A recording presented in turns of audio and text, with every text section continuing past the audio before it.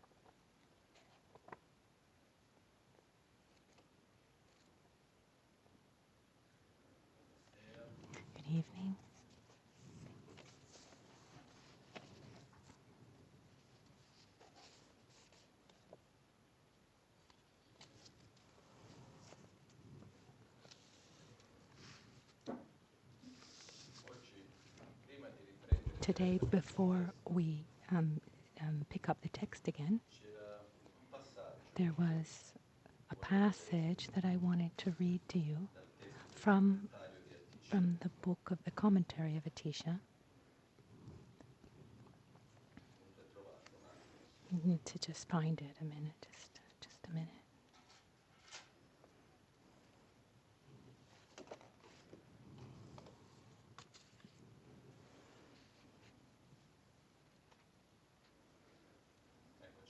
Here we are. It's page 100. We're in the book of Kadam.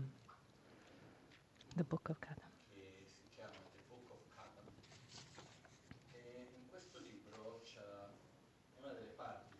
In this book, one of the parts, if I'm not wrong, there are 23 chapters here.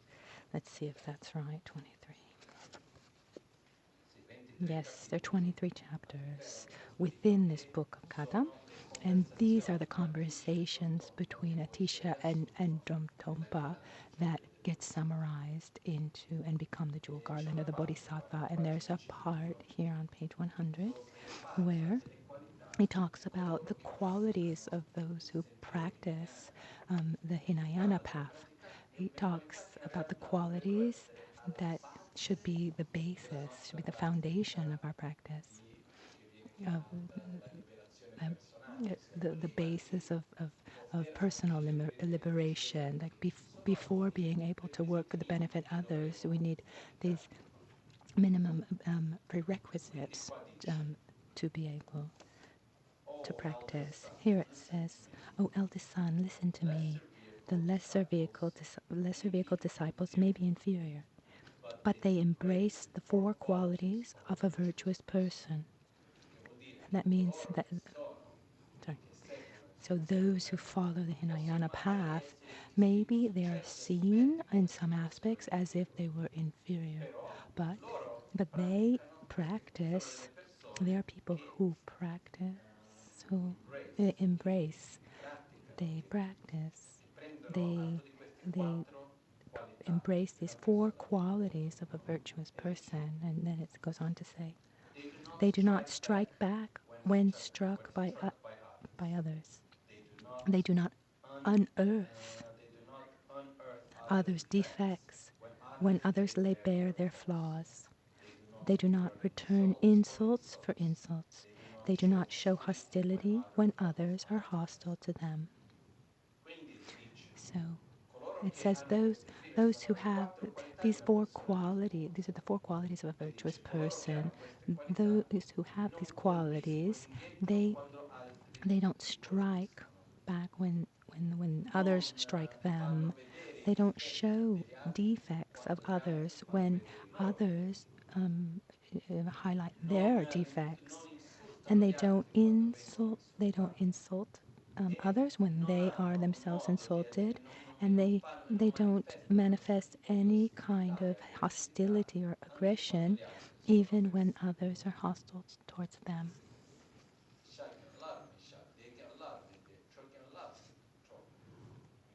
It means even when someone if someone punches you, you don't punch back. Someone yells at you, you don't yell back. Someone criticizes you, don't criticize back.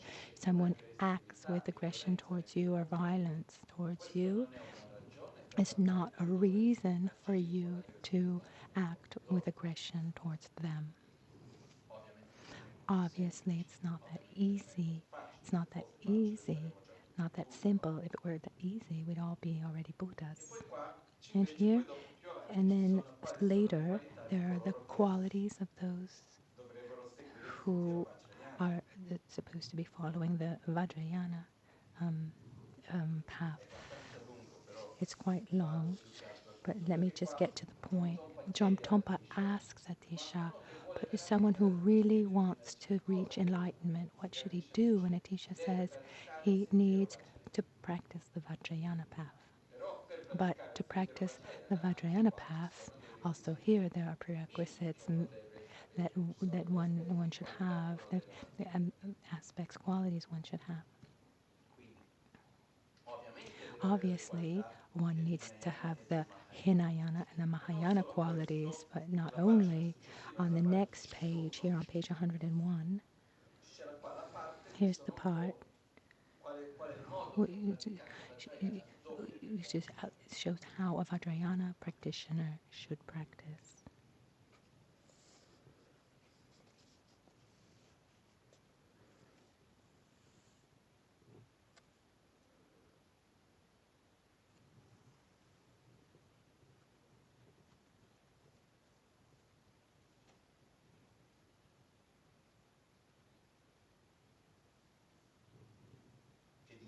It says here,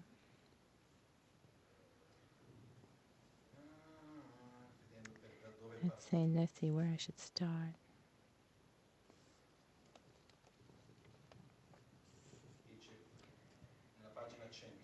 It's at page 100 at the bottom here. For them, the environment of the entire world is the pure celestial mansion of a mandala, and the entire world of beings within it have the nature of gods and goddesses. So for a practitioner of the Vajrayana path, in the generation stage, one should see the entire environment as a pure world, and also the beings that live within that environment they're also pure beings, knowing that everything is everything lacks inherent existence, and we're not going to go on.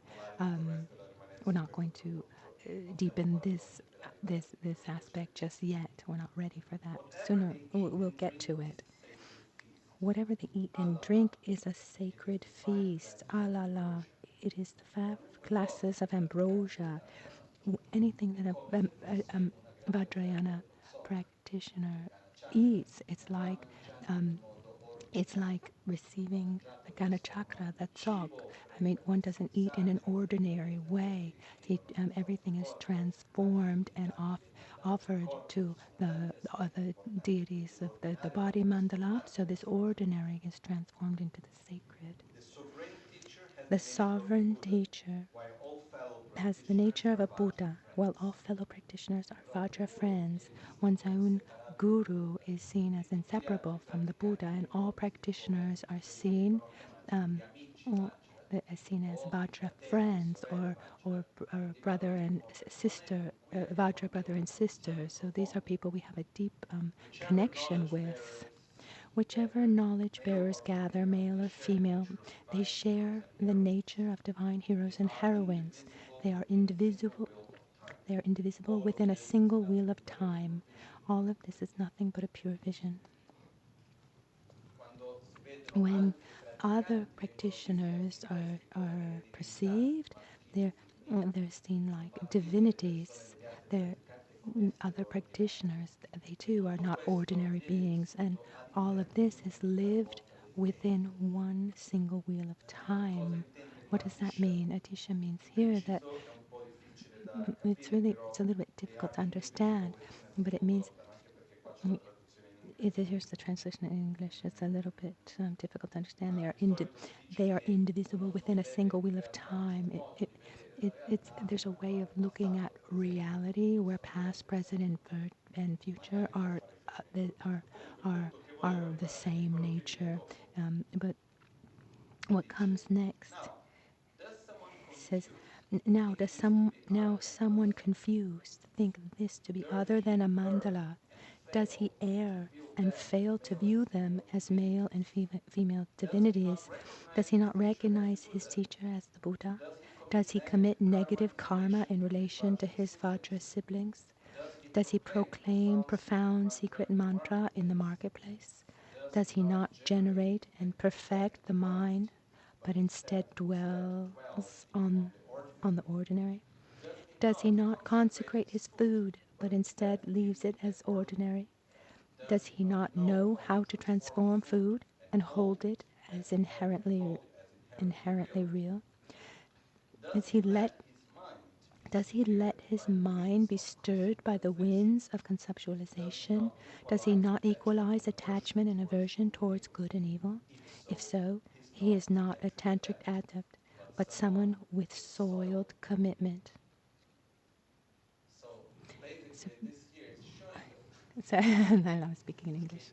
So here, now he's going to do the Italian translation. He's saying here, to practice Tantra well, what are the qualities that we need to have?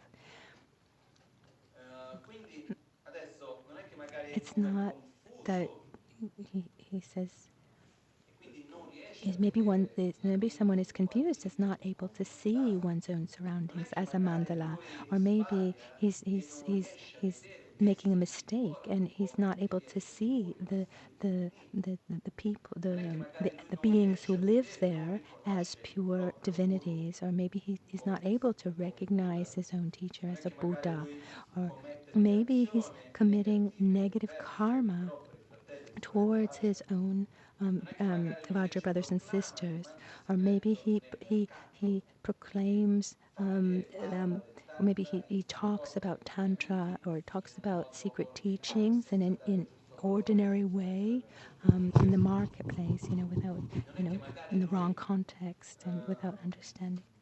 Maybe he doesn't. Maybe he, instead of generating a perfect mind, he stays in.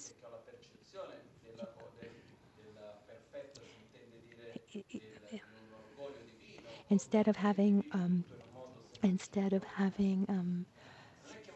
orgoglio divino, instead of having divine pride, he sees himself as ordinary. Instead of transforming his food, consecrating, blessing his food, he leaves it as ordinary and grasps. It doesn't transform that food and grasp at it as if it were inherently existent. Or perhaps he just is leaves all conceptualizations as being intrinsically existent, or maybe he doesn't equalize his attachment and aversion. That's our tendency towards someone who is kind to us. We have attraction. Someone who is not, we have aversion. If someone is like this, it means that he's not a tantric practitioner. It means that that person doesn't have the solid basis to be able to follow the Vajrayana path. So what does all this mean? In reality, when we talk about the quick path, or how the Vajrayana path is a quick path, I have no doubt about it. They are wonderful, wonderful paths. But if we look in the teachings, it's repeated again and again how important our commitments are. This is the basis, the starting point. In any initiation we take, empowerment we take, any teaching says that we need to keep our commitments correctly, because if we don't keep these commitments, we'll never be able to obtain real results. And this point Atisha has picked up here. These are the tantric vows. These are the vows of the 5 Dhyaniputas. There's the vow to see one's guru in a pure way, and to never criticize or fight or act non-virtuously towards brother and the Vajra brothers and sisters. Those would be those who have taken empowerments from our same guru. Those are our Vajra brother and sisters. So within the Sangha, when one fights with another, they're actually breaking one of their tantric vows. Not just fighting. This is even heavier, that they're breaking one of their tantric vows. There's vows to never forget to not live the ordinary, not live the to never forget the lack of inherent existence, and live things as ordinary. And what makes the difference here is the attitude in which we live this reality in which we find ourselves. Someone could say to me, but this is some kind of fantasy world, and Atisha himself says,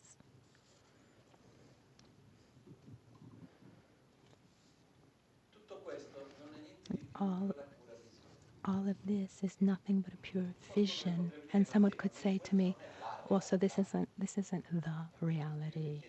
And then you tell me, what is this the reality? From my perception, reality is that each one of us, quote unquote, creates his own reality as a reflection of his own being, his own projections. I could be in front of the same situation, and every person who sees this situation has his or her own way of seeing it and interacting and perceiving that reality. And what happens is, someone could say to me, well, what's the right perception? What's the most real reality? And first and foremost, if the way I perceive reality, it can be sustained by its parts, by the whole, it means that the functions that I'm attributing to it can be sustained. Those characteristics can sustain it. It means that it's a correct perception, but there are numerous perceptions of reality. So the question is, which one works best for you? What do you want to cultivate? And the perception that that, that the perception within the Hinayana, Mahayana, Vajrayana, these are different paradigms, but each one brings us to develop qualities in a certain way. I could be in front of the same situation and act with anger, with gratitude, with patience. I can see it's in so many different ways. And it's not that one vision is correct and one is wrong. Often they're correct, but what what do I want to cultivate within me? The Vajrayana path brings us to a beautiful world view, and lets us relate with everyone in a virtuous way. This is quite a complex and deep subject, and I didn't want to talk about this today. Excuse me if I open this subject today. What I want to say is that when we are relating with reality in every moment, when we see other people, when we listen to someone who speaks to us, when we read something, or we go somewhere, or anything we do, from when we wake up in the morning to we go to sleep, and from when we wake up to when we wake up, we're constantly projecting outside of ourselves. We're constantly doing this unwittingly, no? But it doesn't mean that we're not doing it. So if we have a specific tension, then we're projecting that. If we're feeling a joy, a specific joy, we're projecting that onto the world around us. It's crazy. The way we're always trying to justify our feelings through the reality that surrounds us. I don't know if that's clear. One's happy. Um, One's happy, one needs to find the reason why he's happy. One's upset, needs to find a reason why he's upset. And no matter what, in the end, we're choosing the reality that we're living. And for this, there are commitments that should be taken that, in my opinion, are important to respect, because the only real way that we have to change our habits is to respect the the, the commitments that we've taken. And if we don't respect these commitments, it's be very difficult for us to then go beyond our limits, and then become really difficult to grow. But now, going back to the point of today. Otherwise, if I'm just going to start talking about other things, and then Oh, but there's actually one more thing I wanted to say. Looking at the text, the division of the text is a little bit different um, than the translation, and so I'd like to just talk a minute about the division of the verses, which are a little bit different from the original.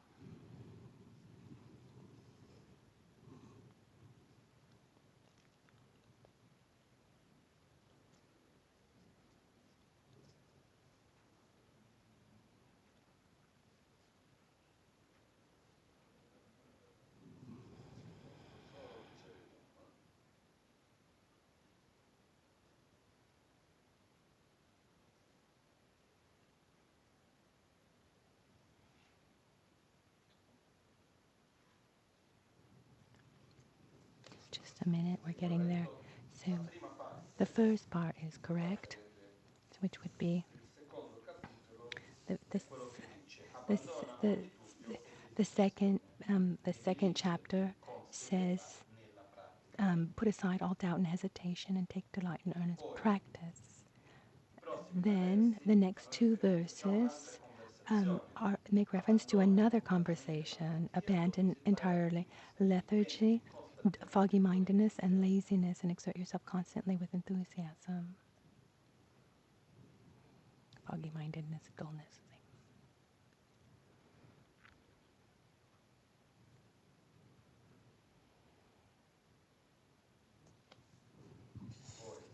Then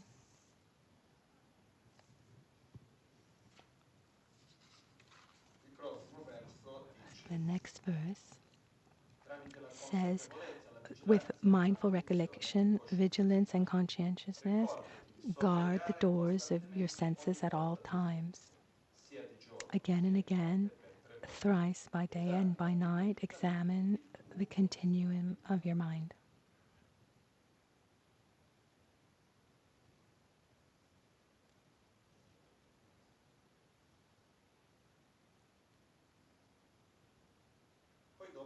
And then the next chapter, the next conversation, is as a longer summary. It says, proclaim your own failings, but do not look for faults in others. Hide any good quality you may have while declaring others' virtues. Let go of concerns for gain or respect, and always renounce the desire for fame. With few wants, remain contented, and repay any kindness you receive. Cultivate loving kindness and compassion, and make your bodhichitta stable. Up to this point, that makes reference to that other conversation, and then we start a new point.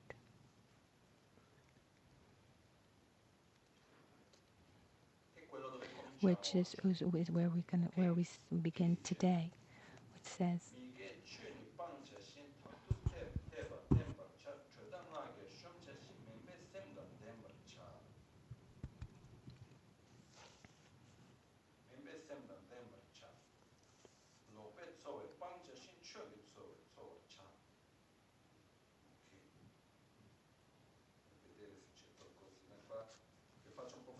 let me see, it's hard for me because these verses are so beautiful. The conversations are so beautiful. And it's hard to summarize it, but we can't just read it all here now. So it's important that everyone takes his own time to read, when they can.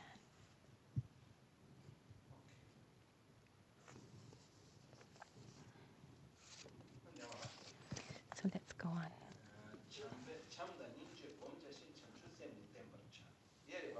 Yesterday we stopped here. Cultivate loving kindness and compassion, Maitri, and compassion, Karuna, and make your bodhichitta stable. So when it says cultivate, the word is gom, which means to familiarize or to train. And what happens is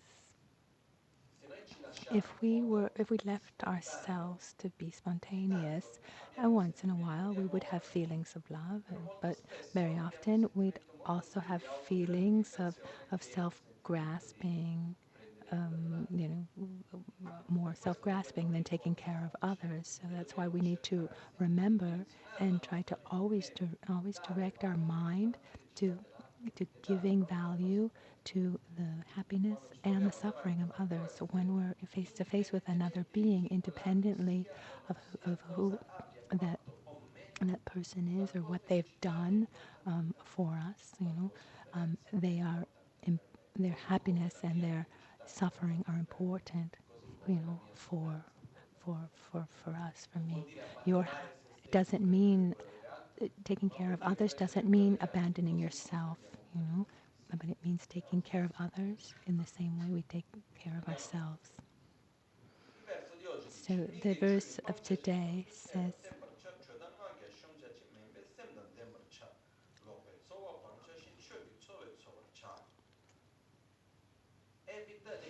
avoid the 10 unwholesome actions and let your faith be forever strong. Overcome all anger and conceit and adopt an attitude of humility. Renounce unethical forms of livelihood and sustain yourself according to the Dharma. So avoid the 10 unwholesome actions and let your faith be forever strong.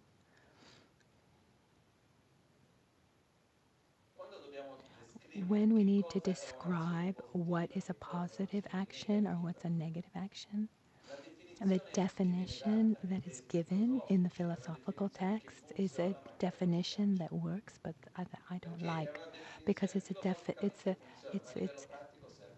because on a practical level it's not worth very much, because it says positive actions are those that when they show their results, they show the results in the form of pleasure and well-being. Instead, a negative action is manifested in the form of suffering. The point is, when I do the action, how can I tell if it's a positive or negative action?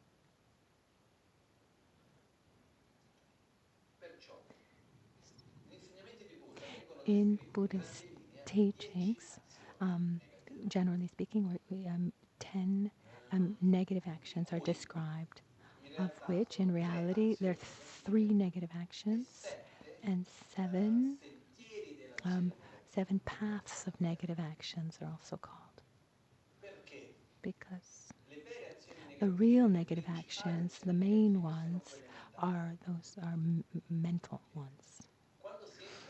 And when you go into the to the verbal and physical, if one acts with a deep state of love and compassion, of bodhichitta, real bodhichitta, then they can be skillful means. Let me explain myself better.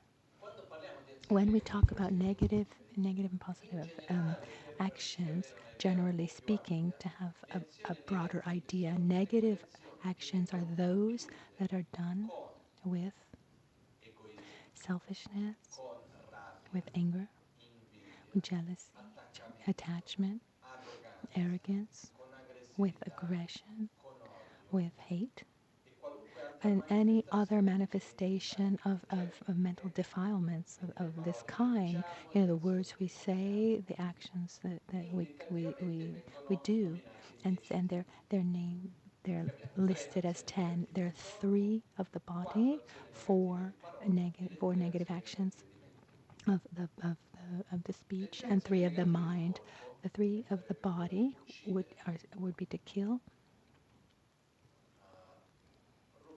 steal, and have a wrong sexual conduct. So let's look at them one by one. Killing. When I was reading the text of Atisha today, when he was talking about taking, when he was talking about the negative actions and talking about taking the life of another being and how destructive this action is, that to allow oneself to take the life of another being and how much suffering that generates, um, how how that creates a negative interdependence. Doing it directly or even indirectly, having someone do it for you.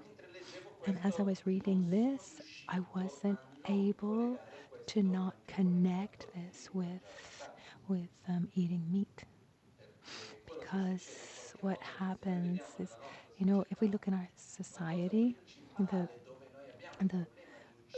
the main problem we have in our society, the main problem in our society of killing other beings, has to do with eating. I mean, maybe there are those who kill mosquitoes or bugs. I personally don't do it.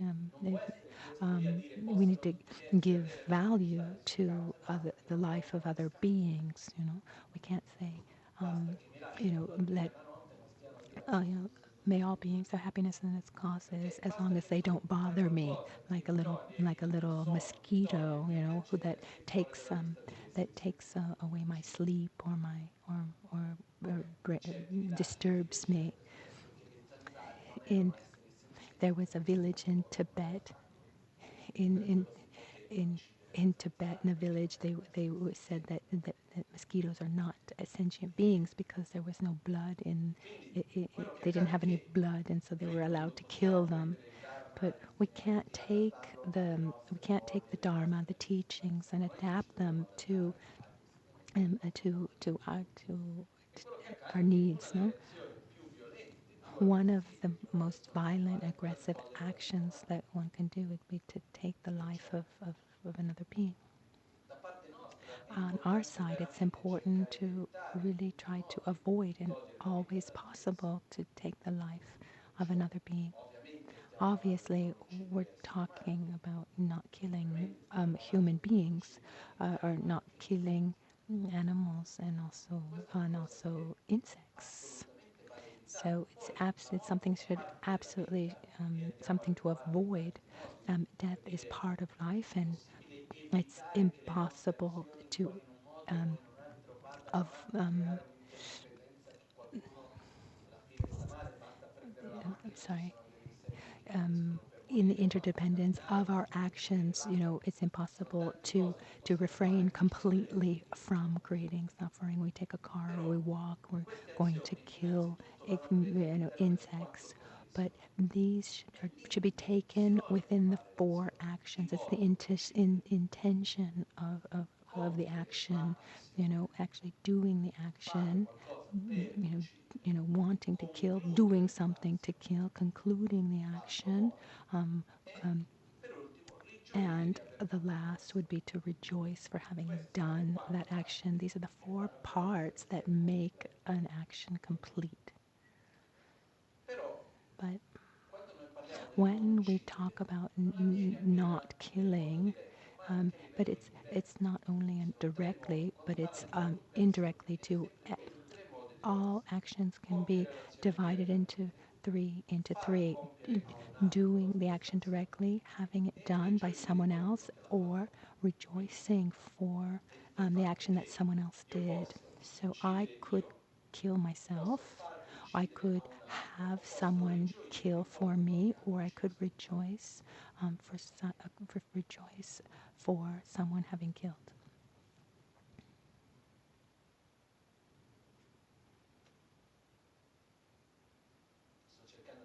I'm trying not to just open up this world, but the point in this society in which we live, there's a level of violence that is extremely high, linked to the market of the food of meat, and not just how animals are killed, but how they're raised, how they live in all these mass.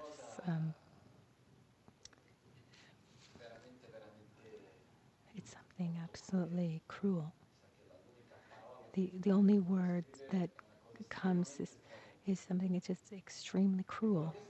And what happens is these, and even indirectly, I mean, okay, it's not a positive interdependence to not to use stronger words here. So I think that our that we should really try to not be part of this extremely negative interdependence.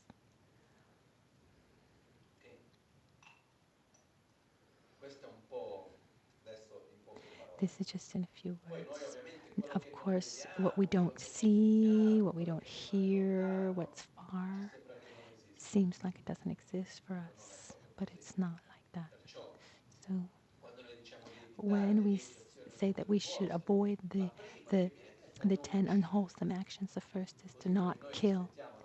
And just as we respect our own lives, so we need to respect the lives of every being. This is a fundamental starting point. Even more so in these times in which we live, there's not really the necessity to go to eat the meat the way it is done. So my problem is not even really eating the meat, but is being part of this negative interdependence that exists today. I mean, it's much worse than how it used to be when people would eat meat, because the level of cruelty and violence in the raising of farm animals today is terrible, you know. And one should also have a lot of compassion towards those who are part of the system. Um, you know, if if I'm buying that meat or eating that meat, I'm part of this negative interdependence, and there are people who um, who are those who are actually working in this sector. Um, we by buying what they're selling, we're part of that. The second non-virtuous action is to not steal, to to take what has not been given to you, to to to take what is not ours, what wasn't given to you. And I think that for most of us, it's not a problem, but generally speaking, it's important. You know, the things that we possess, we want those things to be respected, and we should respect those possessions of the other. I remember once one of my teachers was explaining this point. He made the example of one of his disciples who one day he came back from a trip. And he said, "Oh, how did you get here?" And he said, "Oh, I came by bus." And he said, "Well, how did you have money for the bus?" And he said, "No, no." And he was really proud of himself that he rode the bus without paying the ticket. And the teaching master said, "Oh, good job, good job. That's it. Yeah, you did right. And you didn't just steal, but you stole from a million people. That's worse, because it was." It was almost worse to have, it would have been better to steal money from one person and then pay the ticket, because who owns that bus? The state. Who is the state? All of the people. So, and how many, what's the population of India? 1 million. So you you stole from you stole from the whole population of India. So it would have been instead, if one puts one's hand in the pocket of someone else and steals money, one feels like they've stolen. But getting on a bus that belongs to the whole country, one is stealing too. The point is, don't take what's not been given to you, even if one in even if we think that it's our right, or all, we can have all of our justifications or ideas, but if it's not given to us, it's not ours. It's not just in Buddhism. I mean, it's just common sense, and many traditions talk about this. So we should be careful, even on a very small, even in small levels. We always ask permission to take something that's not been given to us. In many sutras, the Buddhas talk about, there are many examples. It says, don't use the goods, the wealth of the monastic sangha, or here the monastic community, or the sangha here in our Dharma center. Don't use these things that belong to the community without asking. And when I read these teachings once, it reminded me of a book that I read that was entitled The Wild Swans. And it was the story of three Chinese women, and the mother of the writer, she was part of the communist revolution, and there's the passage where the father had two, he worked for the government, so he had two pens. And when he needed to write something personal, he used his personal pen. And if he needed to write anything for work, he would use the pen that belonged to the state. And in our culture, we would say, oh, that's really exaggerated. Maybe we do the opposite. Like, the more I can use, the more I can benefit from, benefit from things from the state, for my own personal use, the better. Yes. But I remember the Sutra of Buddha, where Buddha, he brings Ananda, who is Buddha's attendant, and it's said that Ananda was not able to get out of the cycle of cyclic existence until Buddha had already passed away. And one day Buddha wanted to show Ananda something. He takes Ananda, in the story, he takes Ananda flying somewhere onto like a beach. And on the beach there were these objects. There was a ladder, there was a rope and other objects. And Ananda says, what is this place? And he said, this is the place where these objects, these are beings that were reincarnated, but entrapped into these objects. He said, why? And then he told the story of each one. And there were people who had used objects that, for personal use without permission. For objects, that were that belonged to the community. So in our society, we'd say, well, this is really an exaggeration. But actually, if we look in Buddhist teaching, very often it talks about the law of cause and effect. I mean, if that action ripens, if it ripens at the time of death, if a negative action can also ripen at the time of death. The point is that we should have a great respect for things that are not ours. No, towards don't take possession of anything that has not been given to you. This is something. I mean, it's very simple, but at the same time, it should be taken seriously. For in all aspects of our life. The third unwholesome or negative action of body is to have a wrong sexual misconduct. because so this sexual relationship has a particular relationship, and what I see around us is that when it's not treated with respect towards the person, it brings a tremendous amount of negative effects, conflicts, and all sorts of sufferings, and something that is lived. So it's like a sexual misconduct originally in um, it's one of the seven deadly sins. Actually, if we talk about Christianity, this this luxuria, which is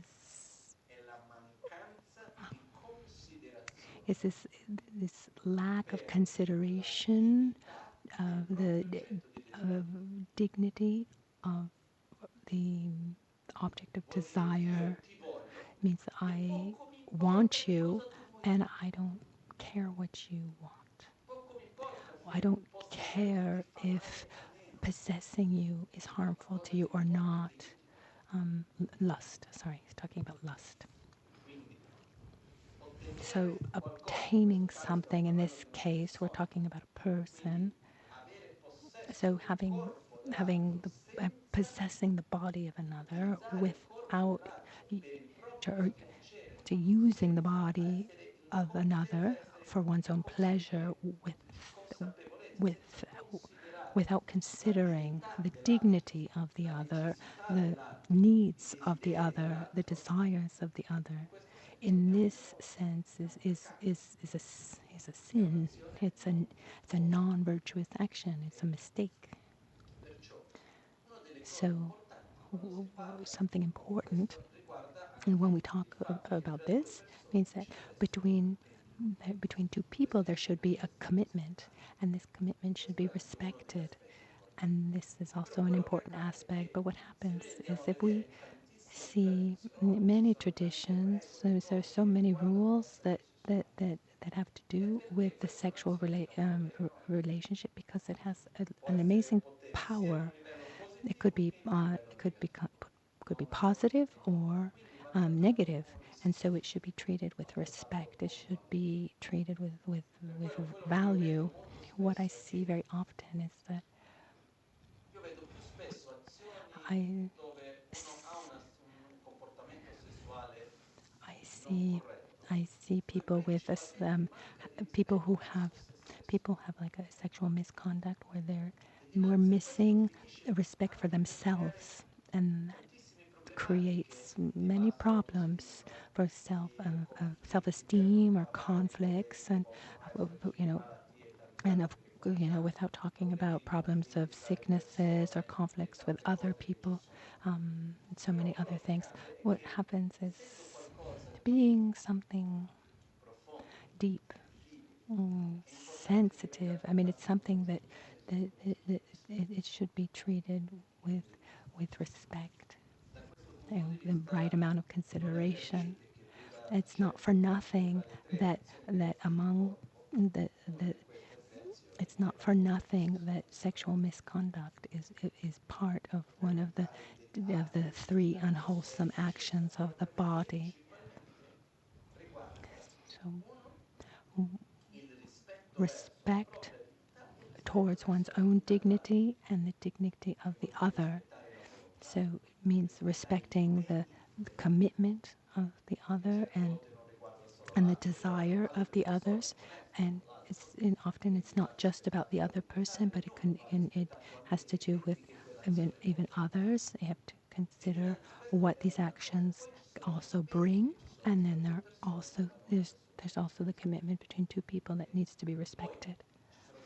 And there are some explanations that go into details that have to do with, if it's a sexual, if it's sexual misconduct, uh, you know, uh, there's some details that have to do with the time of day or specific acts within the sexual exchange. But I think that the two main points are the respect for the other and the respect for the commitment that's taken. And one should not get into, one should not be part of a relationship where one uses the other exclusively for his own pleasure. So one should use this very, very strong energy with attention. But let's not get into too many details because time is just passing. So among the main negative actions of body, we have killing, stealing, and sexual misconduct, and there are many other negative actions of the body. Physically be aggressive. It's not that there are only these three, but these are the main three.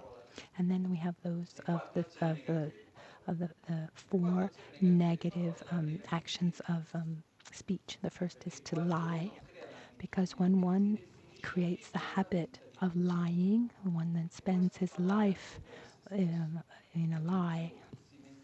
Because the more one lies, then the harder it is to distinguish between what is real and not real, and one starts to really believe one's own lie, and one loses the contact with reality.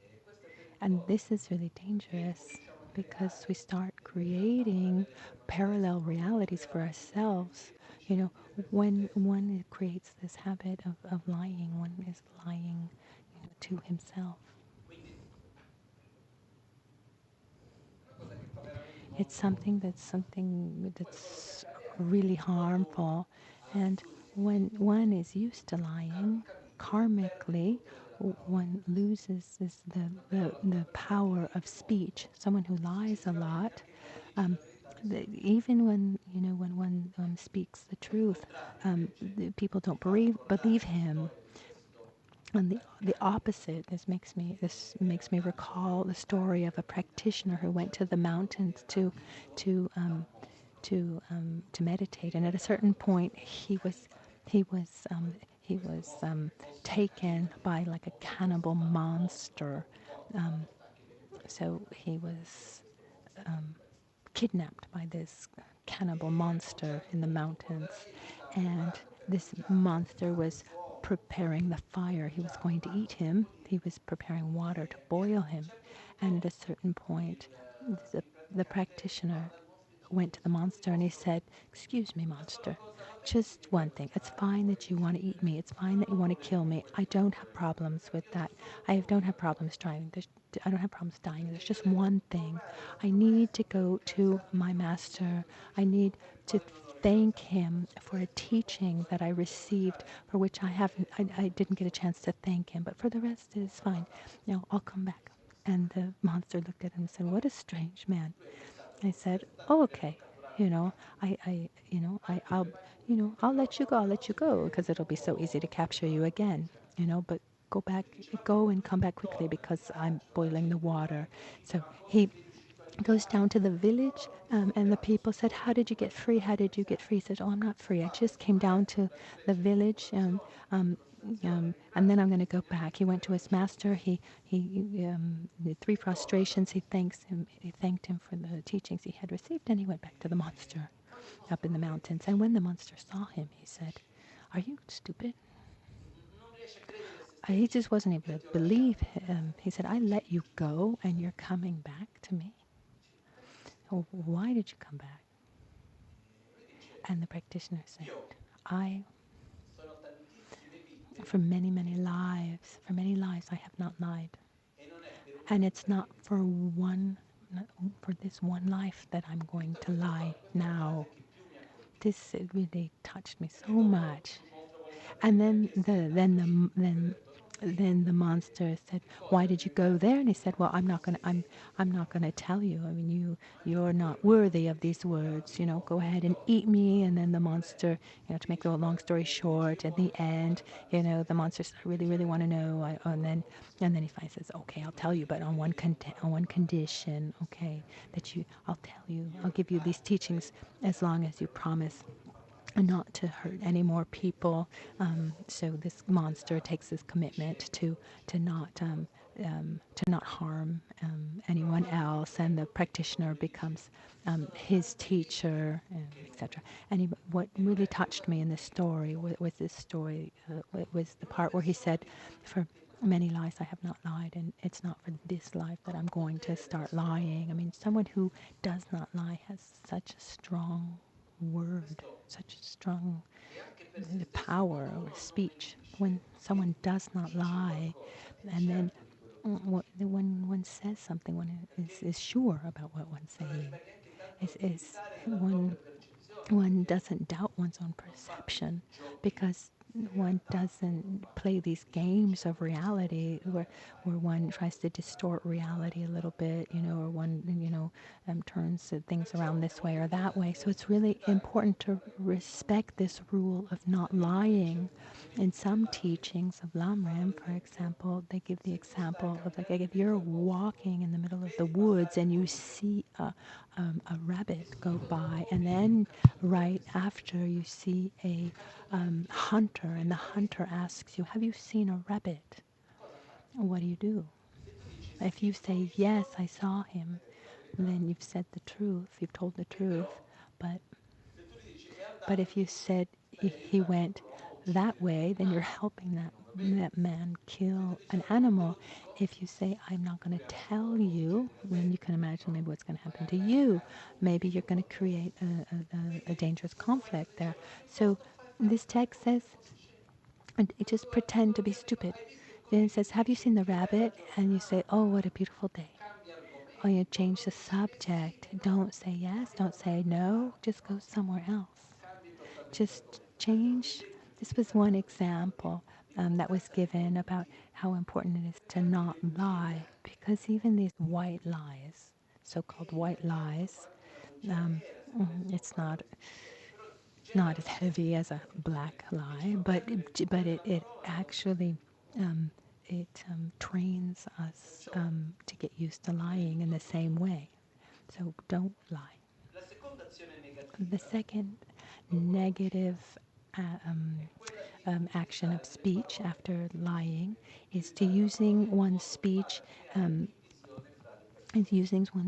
to create division between people. No, words that create conflict. You go to one, and you tell one, through my words I create conflict between two people. I go to one person and I say, "Oh, this one said this and that one said that," So so so then we have the third negative action of speech, is to use your speech in an aggressive way, not just bad words, but using speech. It's using speech with aggression. Um, Maybe people can use their words. How can you say, like, in a way, like, maybe one could say something nice but sarcastically. So Atisha said, "Don't lie, not even to make a joke, not even." So this third point, don't use negative words, not even like to be sarcastic, or not use the speech, aggressive speech towards others. And the fourth one is among the four, among the 10 unwholesome actions, is the lightest, but we do it the most. And that is just to to be to be chatty, to talk, to to s- just to talk about things that have no sense or are not important.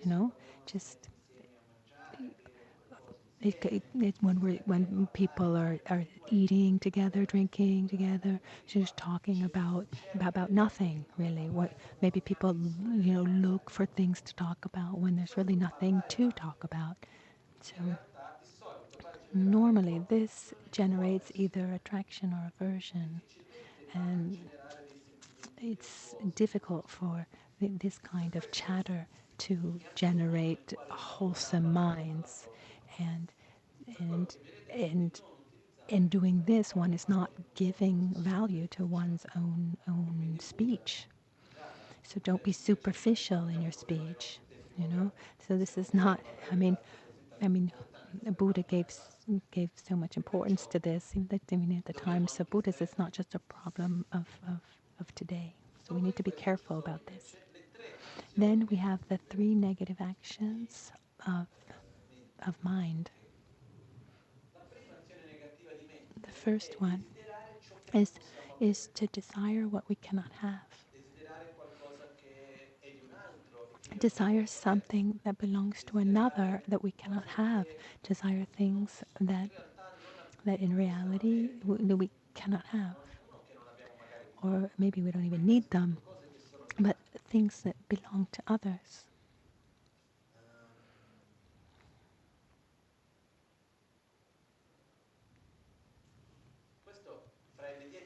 Among the 10 unwholesome actions, it's a little bit difficult for us to understand. One teacher told me, you see, if one does like window shopping, one goes around and around the shops, and one just does the window shopping, says, oh, how nice, I would like this, I would like that, this and that, and I want this, I want that. Things that maybe that one could never have. You're desiring what you cannot have, and so that is part of these unwholesome actions. And one could ask, well, what's wrong with that? I'm just there with myself, imagining myself with a gorgeous Bentley car, or imagine that maybe I like the husband of this one, or the wife of that one, and so what, you know, you I just, maybe I don't have the means to get these things, but I can fantasize. So I'm not hurting anybody. And one problem is, these fantasies just don't end there. When one generates a certain type of desire towards something, the mind is taken by that thing, and little by little it starts to act, to go towards that direction. When I desire something I can't have, gradually that desire becomes stronger and stronger, and then little by little I'll start doing things to get there. So a simple desire then can take us to actually acting on those desires to get those things that we wanted.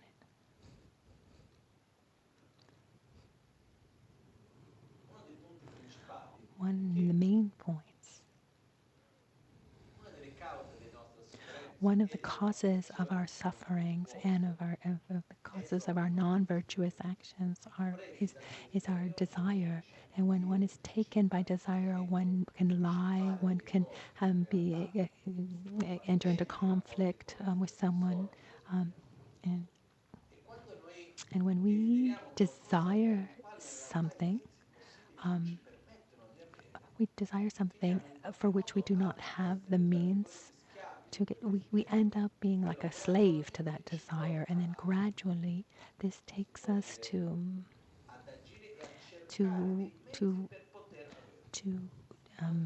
this can take us to looking for ways to get these things that would like the tools that we need to be able to to get these things that we want, and very often the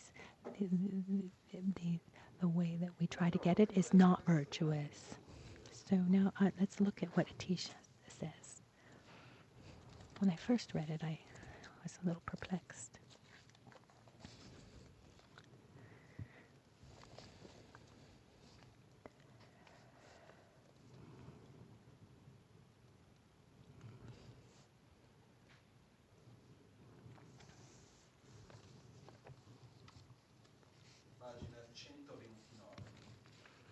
Page 129. Towards the possession of others, should they be the possessions of teachers, of the true jewels, of the sick and disabled, and so on, one must never covet with the thought. Drawn toward the possession of others, should they be the possessions of teachers, of the three jewels, of the sick and disabled, and so on, one must never covet with the thought, how happy I would be if I had them. One must not harbor covetousness with such thoughts as how I wish I had had them. I will try my very best to obtain them. This is prohibited even for bodhisattvas. So drawn towards the possessions of others. Others could be your teachers or those in the three jewels, or people that are sick or disabled. One should never think, oh, how happy I would be if I had the things that those people have, or that one has. One should never think, oh, if I had that, I would be so happy. I'm going to do everything I can to get that. Why? He says because it's not even good for bodhisattvas. Why? Because it belongs to someone else. So let him have that. So if I could say, oh, I would love to have an apple. Okay, I'm gonna go somewhere where I can get an apple. I'm not gonna take the apple of the sick person next to me, because the problem is not the desire towards the object, but it's the desire an object that belongs to someone else, and I don't have the means to actually get that thing. This makes reference to objects, not to qualities of another. If I see someone who has wonderful qualities and I want to have those qualities, it's a kind of positive envy to say, oh, I'd like to be like that person, that's wonderful, and then one would put effort into being like that. But here the point is, let me see. There's someone who has something material, or maybe a relationship with another person. So what happens is I see that thing that is for the other, but I want it for me. So why would I want to take it from another person? That's why it said, don't desire what you cannot possess. Don't desire what belongs to someone else. You know, even, especially, like um, what belongs to the sacred, whether you're masters or the sangha or those who are weaker, than we are, the sick and the older. If something belongs to someone else, I could say like, oh, I'd like to have, this one like yours, but I don't want to have yours. You know, is that clear? Okay. So this is the first negative action of mind. The second negative action of mind. Napsam nusam is the worst. Is to desire the suffering of another. It's cruelty. It's the mind that rejoices for the suffering of another and wants the suffering of another. This is the worst of them all. And the third is a little bit different to understand. It's like to have wrong views, and I take Atisha's text to clarify here.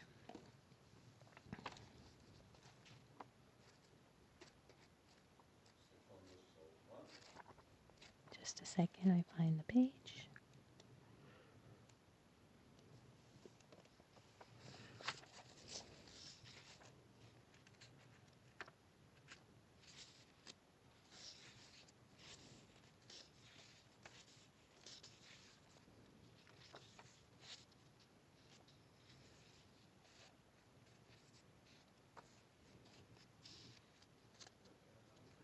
Where were we? We're page Siamo quasi, almost there.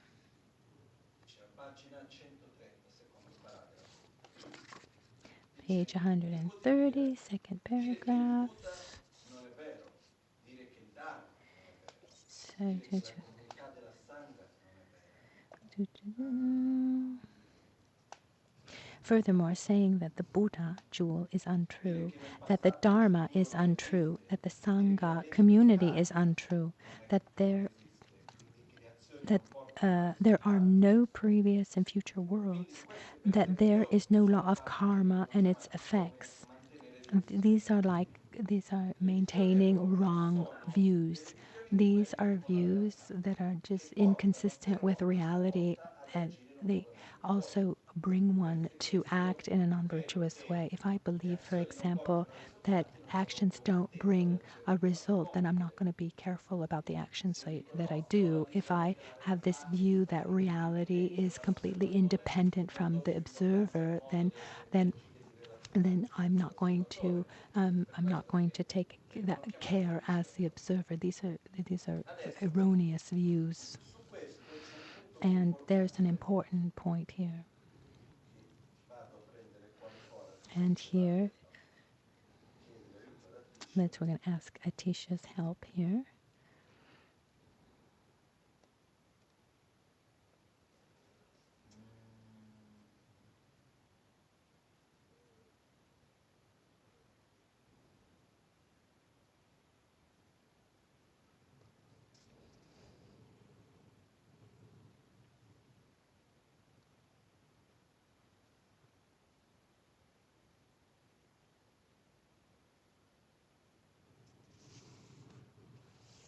Adesso non trovo. Now I can't find it here, but Comunque, quello che anyway, Atisha mette qua con chiarezza what è Atisha che dice, clarifies tra here, queste 10 azioni among negative, these 10 le negative prime actions, 7, the first 7, un bodhisattva, ossia a qualcuno bodhisattva or che someone who desidera has pura a volontà, pure potrebbe intention, essere a state sia of, qualcuno che of ha già love la and corretta wisdom, visione della one who realtà, has the correct che view of riesce a reality, vedere who's able to see the l'interdipendenza, interdependence, percepire il vuoto perceive dell'esistenza, the vede la lack of realtà inherent così com'è, che existence, ha and un can see profondo amore reality per the i way suoi it is, and has a creatori. profound Come love and compassion towards all beings, can lie. se vedi la If realtà he non solo sees in un modo molto the confidenziale lie as per a aiutare skillful chi ha means richiesta. to help other beings. Però noi non possiamo But we can't assolutamente utilizzare questo come use mezzo this per dire no, io ho as la giusta motivazione per non farlo così, we can't io ho la giusta hide motivazione quindi behind posso saying, "Oh, I rubare. have the right motivation. I can steal. I have the right Io motivation. I can personalmente lie." I non sono ancora un personally bodhisattva am, evoluto, I am not però a vorrei fare bodhisattva on questo quindi the meglio last prendere un po' di bhumi visione. ready to do this. So it's Però better if I take le better azioni care of my che actions. But these diventa un um, bodhisattva, diciamo, of per if chiunque anche il uh, bodhisattva even the deve esistere, perché è bodhisattvas, un'azione negativa, you know, non ci you sono know, eccezioni. there are no exceptions Quello che dice è che si here viene realizzati in con the for queste these 10 azioni unwholesome. negative.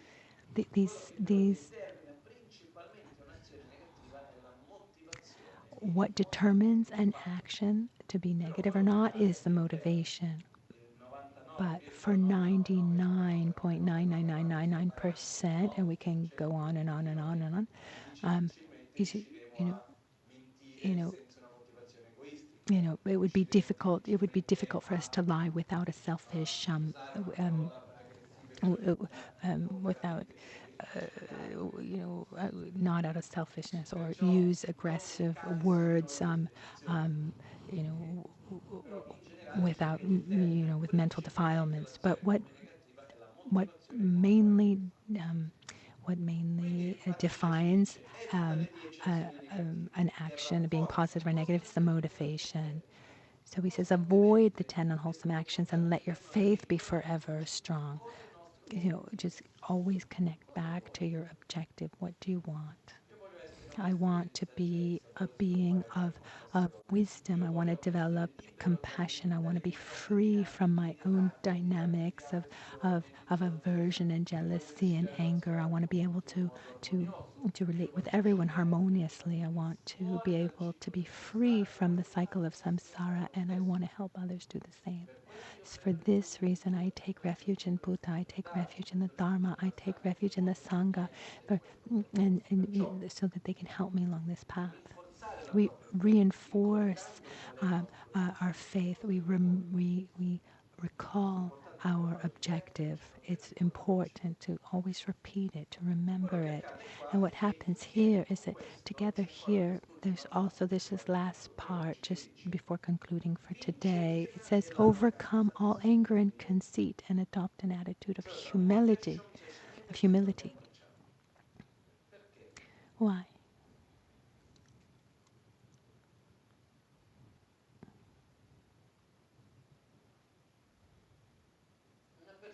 A person who is well educated, who is aware of the teachings, has a commitment with the correct morality, wishes others well. Is a good person, is on the good path.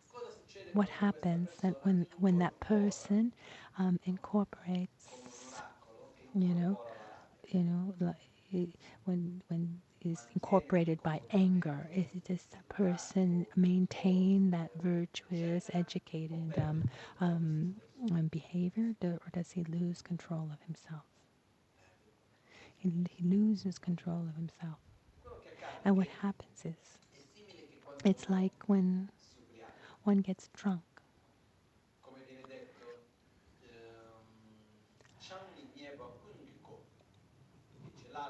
Alcohol is the door to all non-virtuous acts, because when one loses control of oneself, one ends up doing things that normally one wouldn't do.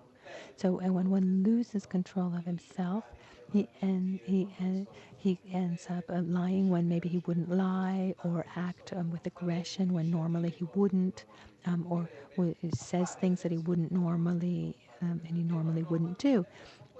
Because normally we have a minimum amount of control that keeps our behavior in check. But if we lose that control, then we're going to end up acting in a way that normally we wouldn't do, and normally it's not virtuous. It's enough to see. I mean, how much time does one need to create a good relationship, a good friendship, and then what does one need to destroy that friendship? Sometimes just a word is enough to destroy a friendship. Remember when someone can say, "Oh, I didn't mean to say this. I just said it because I was angry." Well, you've said it. Words have strength, and actions have strength. So through anger and arrogance, one loses control of oneself, and then one does things that normally one wouldn't do. But karma, even if karma is karma, and so if you're, it doesn't matter if you were taken by a mental defilement, you're still responsible. So, if you were angry and it led you to do that, it doesn't take away your responsibility. It was still you to do that. So it's very important to not be taken by anger, to not let anger take possession of us, to possess us. And the people I've seen that anger, it can manifest itself in many different ways, and a very common way for anger to manifest itself is through arrogance. I've seen people who are good people, who love others. They're not bad, but if the other doesn't correspond to how that person should be, or doesn't do what that person thinks he should do, very often um, that person can act. The person can lose some sense of calm, and and one one loses his calm and says, "I know how things should be. Things can't be like this. They shouldn't be like this." And one loses a sense of calm, and they act with aggression. But at the base of this is a strong sense of arrogance that says, "I know how things should be. I know how you should be."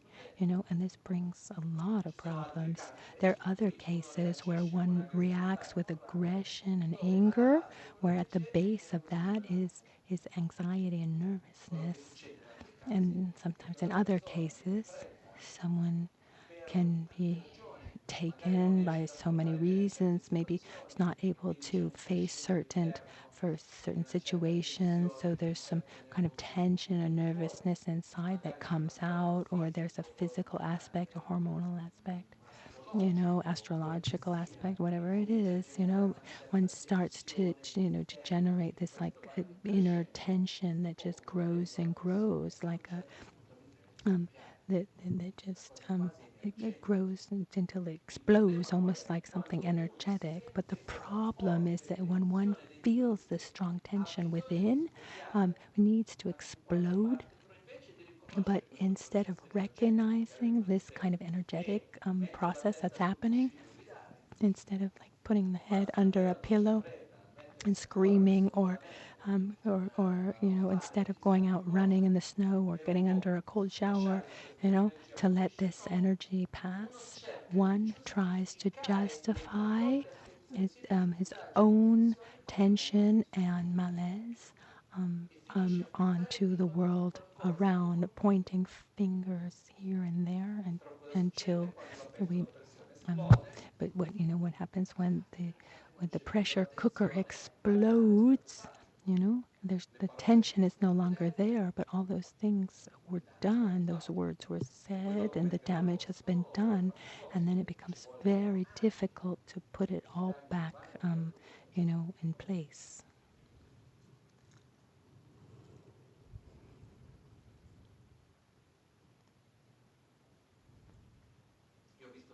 I've seen this in myself, I've seen it in others. There are things that, or no matter how much one loves another, or how thick-skinned one is. Like, I don't consider myself to be thin-skinned, but if something hurts, as much effort, no matter how much effort there is to go beyond it, you know, at some point that at- that pain remains in us, and it takes a lot to go beyond, and so the price to pay is very high. If if if if some There are people of all different kinds of characters, and if someone feels nervous or someone feels tense, it's a question of characters. I mean, this is not my case, but I have a worse character, because if I have a problem with a particular situation or problem, I don't go to fight. I just cut the energy, I just kind of turn off.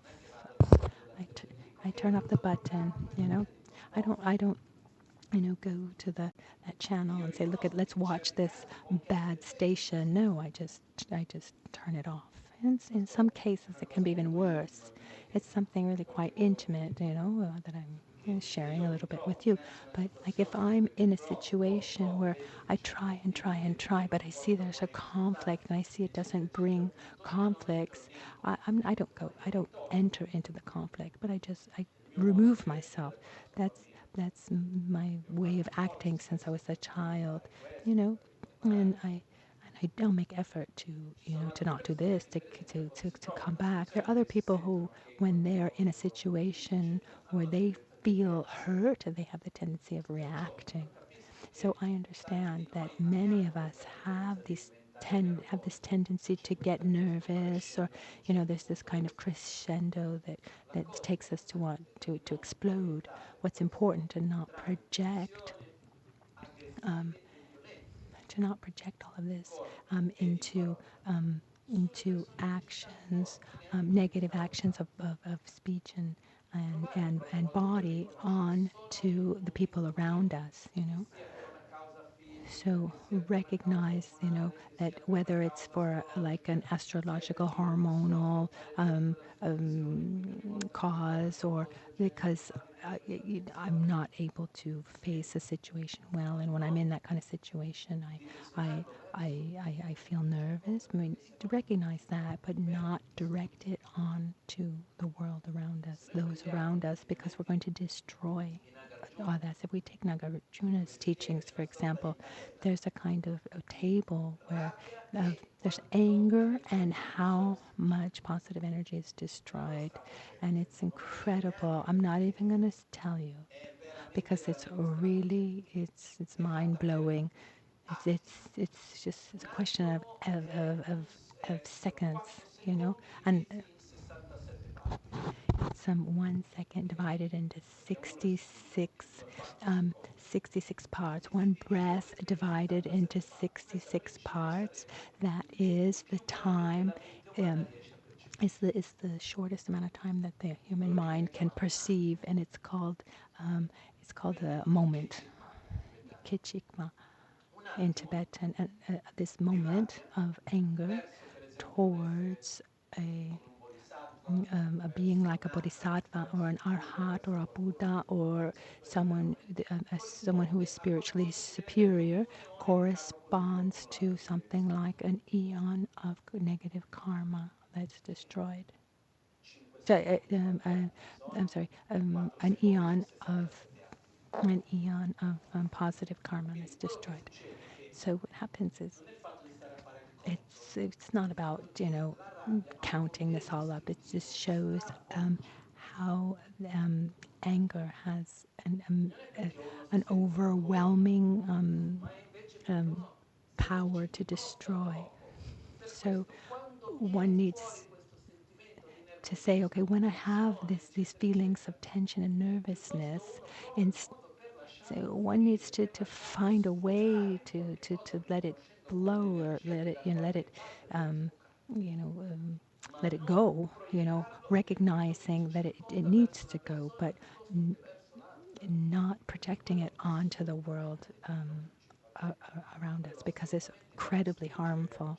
It destroys friendships. It destroys our own peace. It destroys the positive energy that one has accumulated over time.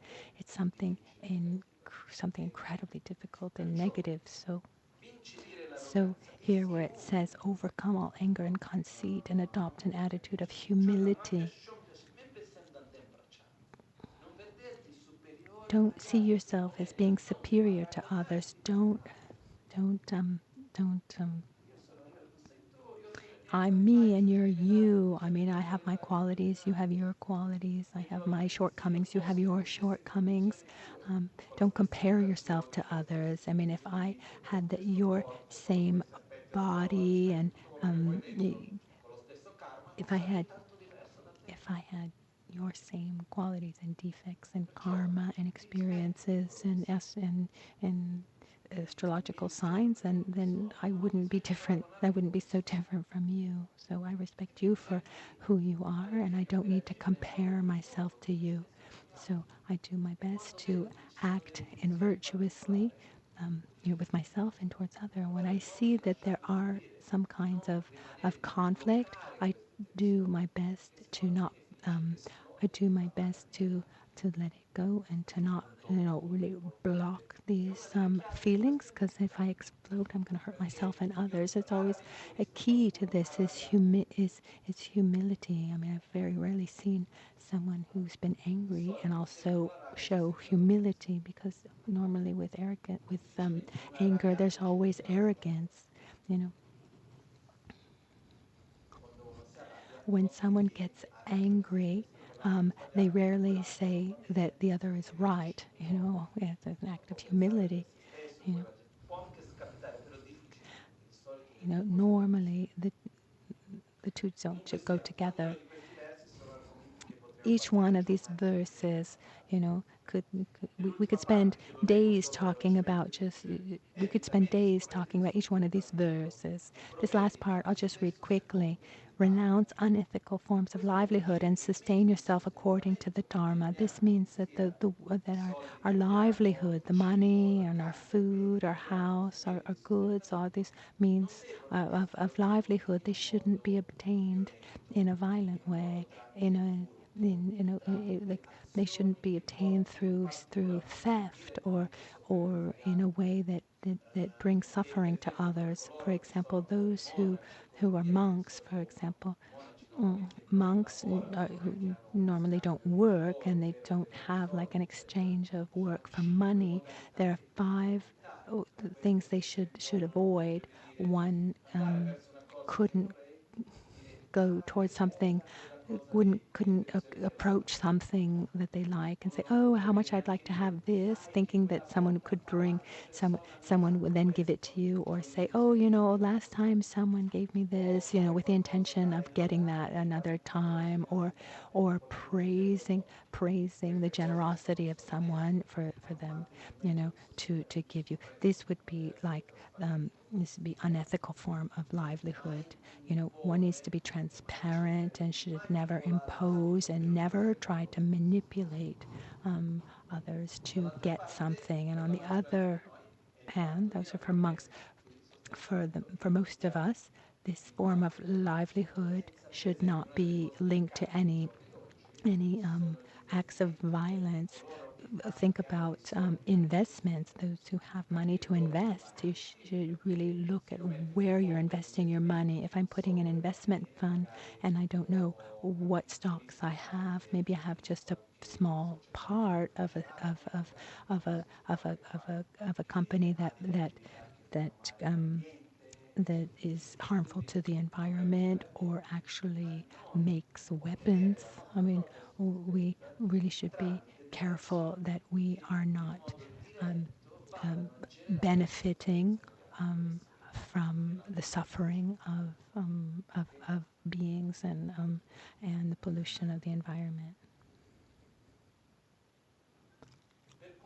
Just to conclude, the point of today, we didn't get very far in the text, but our objective is not that. We have many habits, and in our lives, our tendency is to, how can I say, to react based on the habits that we have and that what we've been taught, and we follow the habits of those who came before us, our parents and those who raised us.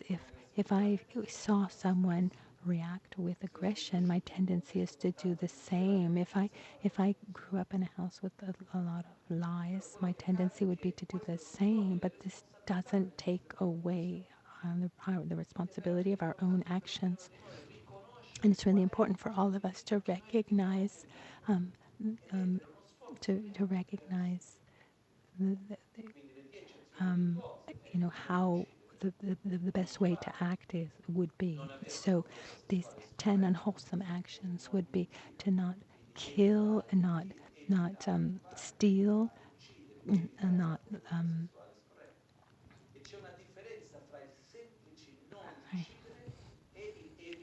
So there's a big difference between just simply not killing because I don't need to kill. That's one thing. Or if I have if I'm proactive and not killing, it's the act that not killing becomes an action. If I avoid stealing or avoid sexual misconduct, I avoid lying, or I avoid speaking in a way that would create division. If I avoid mindless chatter, if I avoid desiring the suffering of others, if I avoid having erroneous views, so it's very important to cultivate the non-negative action. I was talking to a Geshe, and abandoning the 10 unwholesome actions for this Geshe would be like the foundation for the morality of today. Even this text of Lama Tsongkhapa, this is the great path of the Bodhisattva, where he talks about the vows of the Bodhisattva. Lama Tsongkhapa clearly says that if one is not able to avoid the 10 unwholesome actions, then you can just forget the Bodhisattva vows. Because if one is not able to avoid hurting others, harming others, how can he take the commitment towards all beings?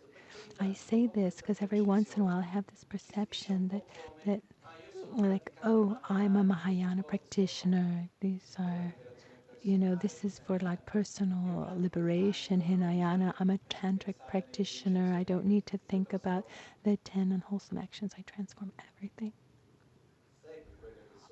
Okay. Do you follow the the indications that Atisha listed before? Are you really able to transform everything, or do you just adapt everything to your own benefit? This reminds me of an abbot from the monastery of Gyuto. Once this was the one of the most important tantric college in Tibet. There are two, the Gyuto and Gyume. So once this abbot realized that there were many monks who were declaring to have great realizations or powers of transformation. So they were eating things they weren't supposed to. They were drinking alcohol. They had, they had behavior that went against the basic vows that they had. And they were saying that they weren't breaking their vows because they had great realizations of transformation. And at this point, so they were able to transform everything. And then so one morning, during the morning ceremony, the morning puja, all the monks were seated and they have their little bowl. And instead of pouring in the soup, this abbot had he had all the urine and all the feces, everything from the bathroom, and he had boiled that, and he poured that for everyone, even for himself. And he said, okay, there are many of you who say that you're able to transform everything into nectar, and so you're not breaking your vows. And I have all my respect goes to those who are able to do that. If you see this if you see what I gave you now as nectar, then you're free to continue. You're free to continue doing so. Otherwise, you'll be expelled from the monastery. And he who had perfect behavior drank everything perfectly, and others, who were kind of arrogant, tried to drink it, but then they started like vomiting and everything, and they were expelled. So, without having to try to do these kinds of trials, what I want to say is, for ourselves, we can't trick ourselves or lie to ourselves. Avoiding the 10 unwholesome actions is important for ourselves. There are some things that we can allow ourselves and others that we cannot. It doesn't matter what happens. It doesn't matter what happens. Certain things we just can't allow ourselves to do them because the consequences are too heavy. And remember that these consequences, we don't see them because we're not able to make this connection between cause and result. But the actions done with aggression, with violence, and the lie, and all of these 10 actions in general bring very heavy consequences. So we should really, really be careful. It's not for nothing that Buddha said that the 10 unwholesome actions to avoid, it's not for nothing that he repeated them again and again, and Lama Tsongkhapa clarified them perfectly, saying you're You're, if you're a Mahayana practitioner at the basis, you should be able to avoid the 10 unwholesome actions. So let's give importance to these. It's true that our motivation is the most important. That's true, but there are actions that within our in our daily life. Um, these are actions. These would be negative actions that would always be based on our selfishness or some kind of negative defilement. So when we talk about, and it's also very important that when we talk about vows, we should never point our finger at others and say, look, you're doing this, you're doing that. We need to look at this for ourselves and take a deep, sincere commitment. No matter what happens, say, I am not going to use my word, my speech in a violent way or in a way that's going to create division. I'm not going to lie. I'm going to avoid as much as possible just senseless chatter. It's difficult, but the consequences are much worse. And I'm not saying you're going to go to hell. It's not about that. It just means that actions bring results. And there are wiser beings who came before us. And they said this, they said this again and again, they've confirmed this, they've taught us. If we want to do or we don't want to follow, that's up to us. But it's important to take this commitment and direct ourselves in the right way. Sometimes we're going to fall down, and that's fine. Then we put ourselves back on the right road. One can say, well, I can't take a commitment knowing that I'm not going to be able to maintain it. Instead, no, you can, you take that commitment, you take that commitment, and it's going to help you keep it for a longer period. And then if you break it, and then you take that commitment again, and then you'll be able to maintain it just a little bit longer. And then you fall, and you get back on it even just a little bit longer, etc.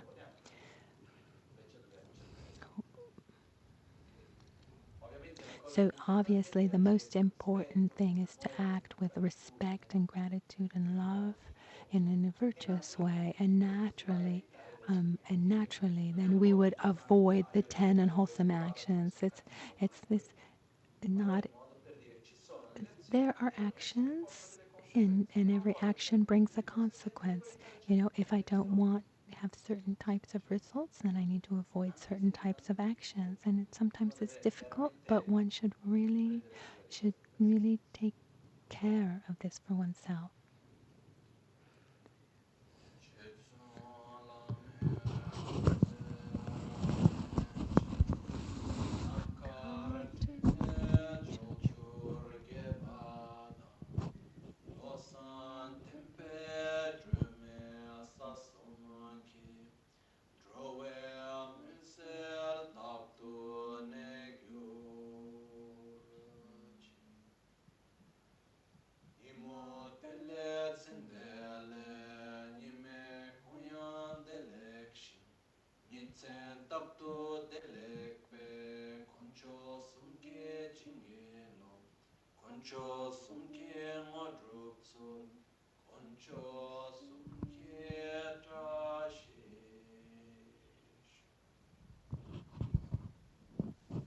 At dawn or at dusk, at night or midday, may the three jewels grant us their blessings. May they help us to achieve all the realizations and sprinkle the path of our lives with various signs of auspiciousness. Om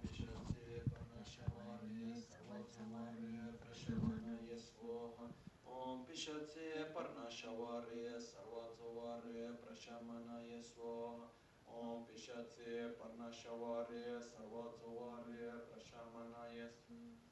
Om Pishatse Parnashavarya Sarvatsavarya Prashamanaya Swaha. Om Pishatse Parnashavarya Sarvatsavarya Prashamanaya Swaha. Om Pishatse Parnashavarya Sarvatsavarya Prashamanaya Swaha.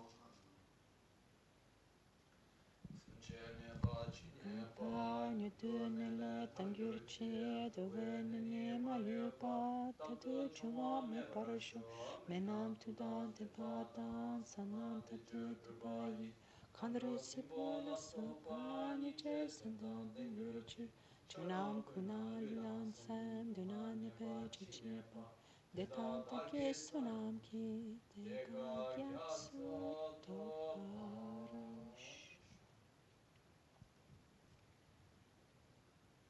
qualunque essere malato che ci May sia every being ailing with possa disease essi be velocemente freed liberarsi at dalla sua once anima, from every possano tutti malady. essi May every sickness rimanere that sempre afflicts the living indefinita be fuori wholly and dalla forever natura, absent from the world. possano le May the medicine essere medicines be efficaci, full of strength. possano le May the preghiere prayers e i mantra and di the secret guarigione words essere of efficaci, power, mantras, be possano chanted gli with esseri che success. May generano spirits, malattie um, colpire le may batteri, the avere beings like compassione di viruses coloro che sono malati. and bacteria have In tutte le compassion for those who direzioni, are sick. qualunque corpo May o mente, beings alti o everywhere who suffer sofferenti che ci torment in siano, their minds and possa bodies have, tramite il by virtue of potere my del nostro merit, joy and bodhichitta happiness in boundless measure. ottenere un oceano di felicità e benessere.